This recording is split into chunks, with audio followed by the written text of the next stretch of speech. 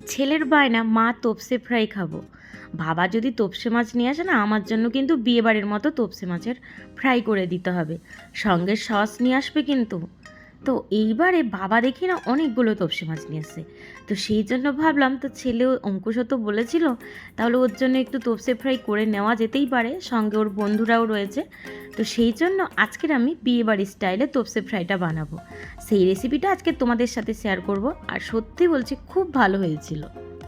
আন্টিরা, আমার মা কিন্তু তোপসে মাছটা কিন্তু দারুণ বানিয়েছিল। এটা তাড়াতাড়ি দেখো, অনেক মজা আসবে তোমাদের। আপনার ছেলেরা কিন্তু চেটে পুটে খাবে, আমি আর দাদু তো দুবার খেয়েছি। চলো বন্ধুরা, তাহলে রেসিপিটা দেখে নিই, তোমাদের সাথে সেটা শেয়ার করব। সঙ্গে থাকো, দেখতে থাকো, একটা লাইক করো কিন্তু। তোপসে ফ্রাইয়ের মেন তোপসে, তো তোপসে মাছগুলো আমি ভালো করে পরিষ্কার করে কেটে নিয়েছি। দেখতেই পাচ্ছ, অনেকে কিন্তু মাছের পাখনাগুলো রাখে, আমি পাখনাটা একদম বাদ দিয়ে দিয়েছি। আর এখানে যেই সমস্ত মশলাগুলো নিয়েছি, আদা কুচি, রসুন কুচি, আর আমার কাছে সিজনের ধনেপাতা ছিল না, তাই যেটা সারা বছর থাকে সেই ধনেপাতা, লেবু আর পেঁয়াজ। তো এই মশলাগুলো আমি পেস্ট করে নেব লেবুটা বাদ দিয়ে। আর শুকনো মশলা যেগুলো নিয়েছি, গোলমরিচের গুঁড়ো, হলুদ গুঁড়ো, জিরে গুঁড়ো, লাল লঙ্কার গুঁড়ো। তো এইগুলো হচ্ছে শুকনো মশলা। এখানে ব্যাটারের জন্য আর মাছের জন্য আমি নিয়ে নেব। মাছের যে ব্যাটারটা বানাবো তার জন্য নিয়েছি ময়দা, বেসন আর চালের গুঁড়ো পরিমাণ মতো। আমার মাছ যতটা ততটা ব্যাটার করতে হবে, বেশি করব না। তো আমার পরিমাণ মতো আমি নিয়ে নিয়েছি। আর এখানে আমি এবার মশলাগুলো পেস্ট করে নেব। প্রথমে দিয়ে দিলাম ধনেপাতা, তারপর এক এক করে কেটে রাখা মশলাগুলো আমি দিয়ে দেবো, দিয়ে ভালো করে পেস্ট বানিয়ে নেবো।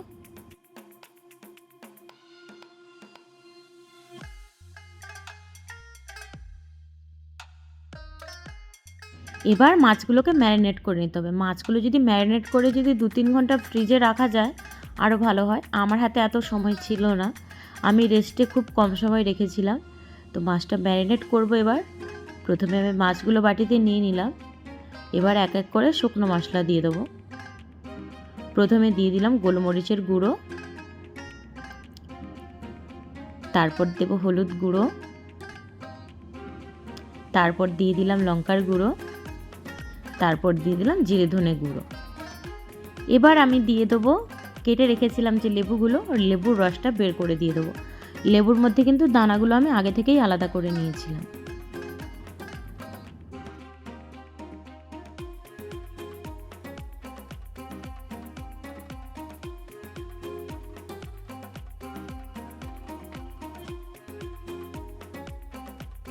এবার দিয়ে দেবো পেস্ট করা মশলাগুলো। আমি কিন্তু অত ভালো পেস্ট করিনি, আমি সব কিছু দিয়ে দিয়েছিলাম, তোমরা পেস্টটা দেখেই বুঝতে পারছো। এবার লবণটা দিয়ে দিলাম, দিয়ে এবার ভালো করে মাখিয়ে নেব।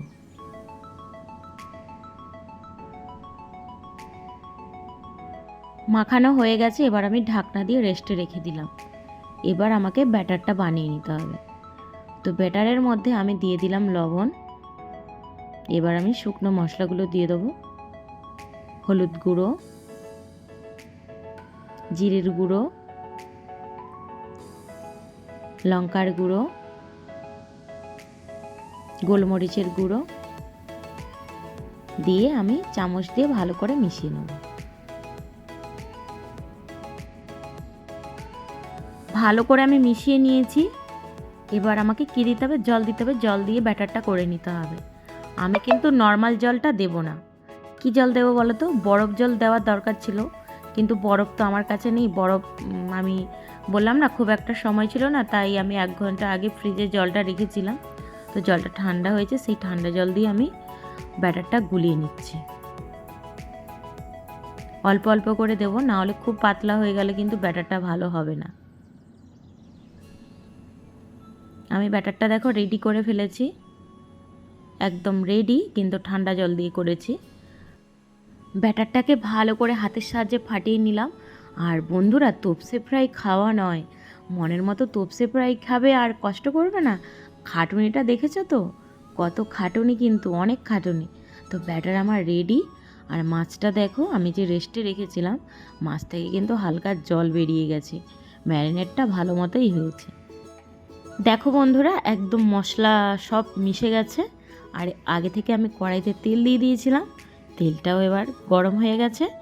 আর এবার আমি এক এক করে তপসেগুলো ভেজে নেব। এইরকম বাড়িতে কিন্তু একবার কেন 2বার 3বার ট্রাই করতেই পারো। আর বাড়িতে বাচ্চাদেরকে বড়োদেরকে সবাইকে দিও। ওরা আর বাইরে গেলে কখনোই বাইরের খাবার খেতে চায় না, সবসময় বলবে মা বাড়িতে বানাও, বাড়িতে বানাও। আমার বাড়িতে তো সবসময় বাইরের খাবার একেবারেই পছন্দ করে না। সবাই বলবে সুস্মিতা তুই বানা, অঙ্কুশ বলবে মা এটা বানিয়ে দাও, ওটা বানিয়ে দাও। আর ওর দাদু তো বাজারের খাবার একদমই খায় না, বিয়ে বাড়িতেও যায় না। এইবারে খেয়ে বলে তুই বিয়ে বাড়ির পূজারীকেও হার মানিয়ে দিলিস, এত ভালো হয়েছে। মাছের গা থেকে কিন্তু একটুও ব্যাটার খুলে যায়নি। দেখো খুব সুন্দরভাবে হয়েছে। এইভাবে আমি এক এক করে উল্টে পাল্টে ভেজে নেব। আর ফিশ ফ্রাইটা দেখো একদম রেডি। একদম দেখো কি সুন্দর হয়েছে। আমি কি করেছিলাম বলো তো বন্ধুরা, প্রথমে একবার এই পর্যায়ে ভেজে নিয়ে তুলে রেখেছিলাম, তারপরে আবার একবার যেগুলো বাকি ছিল সেগুলো দিয়ে আবার 2বার করে ভেজে নিয়েছি। তো একদম ফাইনালি রেডি তপসে ফ্রাই। তোমাদের কেমন লাগলো ভিডিওটা অবশ্যই কমেন্ট করে জানিও। আর আমার ভিডিওতে একটু কথা বলা ভুল হতেই পারে, তো একটু অ্যাডজাস্ট করে নিও। আর তোমাদের যদি এই রকম রেসিপিগুলো পছন্দ লাগে তো কমেন্টে জানিও। আমি যখনই যে কোনো কিছু ট্রাই করব তোমাদের সাথে সেটা শেয়ার করব। তো আজকের এই পর্যন্ত, দেখা হবে আবার নতুন একটা ভিডিওর সঙ্গে। সবাই ভালো থাকবে, সুস্থ থাকবে। আর শেষ পর্যন্ত ভিডিওটা দেখলে তোমাদেরকে অনেক ভালোবাসা। তো শেষ পর্যন্ত যখন ভিডিওটা দেখেছো একটা লাইক একটা কমেন্ট করো, কেমন?